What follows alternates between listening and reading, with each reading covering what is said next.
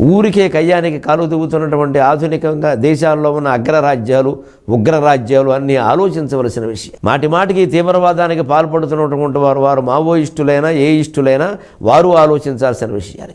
మతపరమైన ఉగ్రవాదంతో జిహాద్ పేరు మీద విజృంభిస్తున్న మహానుభావులు కూడా ఆలోచించాల్సిన విషయాలు. ఇంత చేస్తారు, ఇంతమందిని చంపేస్తారు, ఇంత తీవ్రవాదం పేరు మీద ఏం బాగుకుంటారు? చివరికి మొత్తం అరబ్ సామ్రాజ్యాల నిండా ఏం జరుగుతోంది? ఎవరిని మంచి వాళ్ళని తీసుకెళ్లి కుర్చీలో కూర్చోబెట్టారో మోర్సీని మళ్ళీ ఏడాది కాకుండా దింపేశారు ఆయన. అంటే పీఠానికి ఎక్కగానే ప్రతివాడి మనస్సు మారుతోంది. ఎందుకో గమనించండి. శంకరాచార్య స్వామి సూక్తిని గుర్తుపెట్టుకోండి ఒక్కసారి. ప్రపంచమంతా దుర్మార్గం అనేది దుష్టత్వం అనేది అహంకారంలో ఉంది, మమకారంలో ఉంది. మరో చోట లేదు. అగ్రవర్ణాలు దళితులు ఎవ్వరూ దీనికి వ్యతిరేకం కాదు. అందరూ అహంకారులే, అందరూ దురహంకారులే.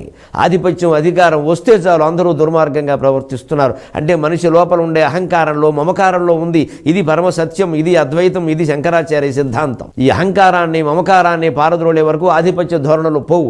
ఆధిపత్య ధోరణులు పోనంత వరకు అహంకారం పోదు. అహంకారం పోనంత వరకు అగ్రరాజ్యాలు ఉగ్రరాజ్యాలు యుద్ధాలు పోవు, అవినీతి పోదు. మొత్తం అన్నిటికీ మూలం అహంకారం. అహం మమ, అహం బ్రహ్మాస్మి అన్న భావన వల్ల తప్ప అది పోయే అవకాశం లేదు. అది యుద్ధం ద్వారా సాధ్యం కాదు.